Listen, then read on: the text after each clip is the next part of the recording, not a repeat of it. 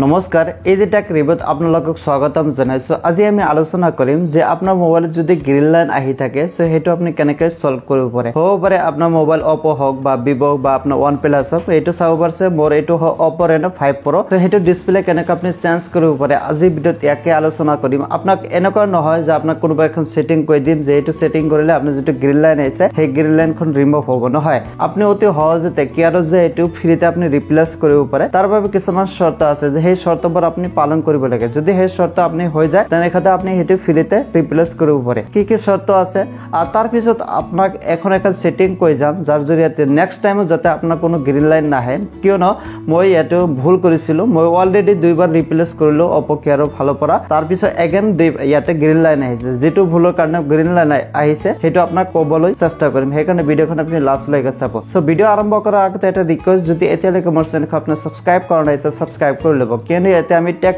gadget related কন্টেন্টবোৰ upload কৰি থাকো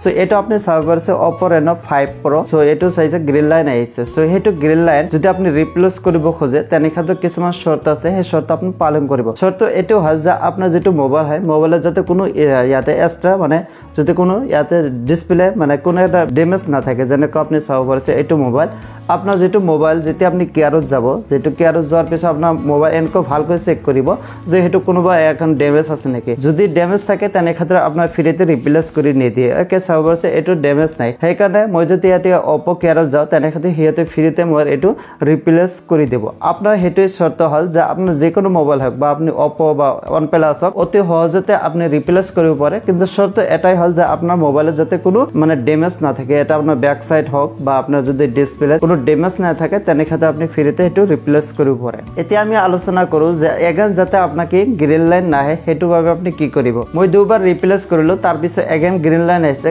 এটা মিস্টেকৰ বাবে মিস্টেকটো কি মই আপোনাক কৈ আছো যদি আপোনাৰ মোবাইল 2 বছৰ প্লাস হৈ গৈছে তেনেখাতে আপনি কি কৰিব আপোনাৰ যেটো কোনোবা যদি আপডেট আহে সফটওয়্যাৰ যদি আপডেট আহে আপোনাৰ প্লে ষ্টৰ আপডেট হেতু নহয় মানে সেটিংৰ পৰা যেটো সিস্টেম আপডেট বুলি কোৱা হয় সেই যদি আপডেট আহে তেনেখাতে আপনি সেই যেটো আপডেট সেই আপডেটখন নিদিব যদি 2 বছৰ আপোনাৰ মোবাইল হৈ গৈছে 2 বছৰৰ পিছত যদি আপোনাৰ আপডেট আহে সিস্টেম আপডেট তেনেখাতে সেই আপডেটখন নিদিব তাতে মানে কি হয় আপোনাৰ মোবাইল 2 বছৰ পাৰ হোৱাৰ পিছত যেটো আপোনাৰ মোবাইলৰ ক্যাপাসিটি সেই ক্যাপাসিটিটো মানে একসেপ্ট কৰিব নোৱাৰে যেতিয়া আপনি আপডেট দিয়ে তেনেখাতে আপডেটটো ভাল এখন প্ৰেছাৰ পৰে যাৰ জৰিয়তে আপোনাৰ কি মোবাইলত গ্ৰীণ লাইনৰ সমস্যাখন দেখা দিয়ে সেইকাৰণে আপোনাক ক'ব খুজি আছে যদি আপোনাৰ মোবাইল 2 বছৰ প্লাস হৈ গৈছে তেনেখাতে আপনি আপডেট নিদিব ওকে যদি আপডেট দিয়ে তেনেখাতে আপোনাৰ এগেইন যেটো গ্ৰীণ লাইনৰ সমস্যা সেই সমস্যাখন দেখা দিব